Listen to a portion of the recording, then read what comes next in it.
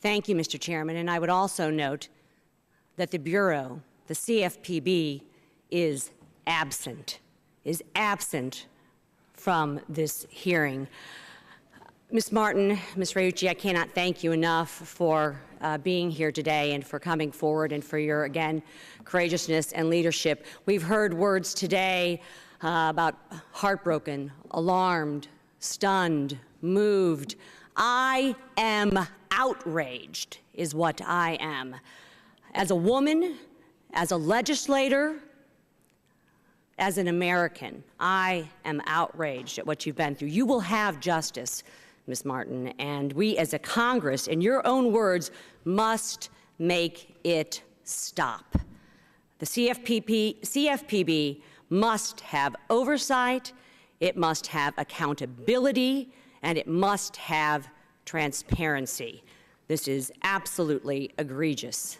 Now I have some questions that I'd like to get on for the record here. Ms. Reucci, at the very beginning of your investigation, I think before you had a chance to review the whole record, you told Ms. Liza Strong, who is, I will state, the Director of Employee Relations for the CFPB Human Capital Office, that Mr. Pluta may have acted properly in connection with Ms. Martin. Is that correct? That is correct.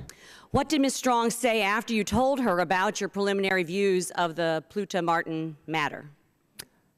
She very happily said, "That's what we think too." Was any of this of concern to you or a red flag? The fact that she stated that that's what she thought or what they thought also wasn't so much the red flag as her demeanor. She was very gleeful. She was very happy to hear that that had been what I initially had considered. In dealing, in fact, with Ms. Strong, you came to believe that she wanted to find that Mr. Pluta had done no wrong.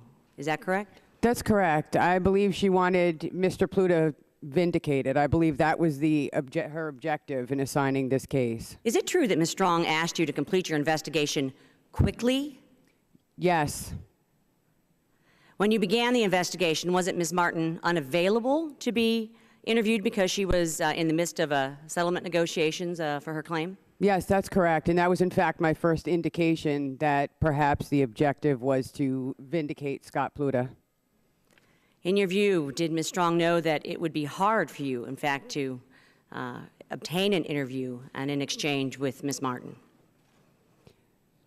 Yes, that's pretty common knowledge that when someone is in the middle of settlement negotiations and is represented by attorneys for this same matter, that it is very difficult, if not impossible, to have them participate in an investigation simultaneously. In your opinion, did the Human Capital Office try to sweep things under the rug? Yes, it is my opinion. Did you think that Ms. Strong had preordained the outcome of your investigation, perhaps? Yes, I felt that she preordained that Angela Martin was going to be implicated as the party at fault in having precipitated this investigation. And I felt that my interaction with her on that day, when she very happily said that she felt that Scott Pluta had acted appropriately, that to me was a very strong indication of that.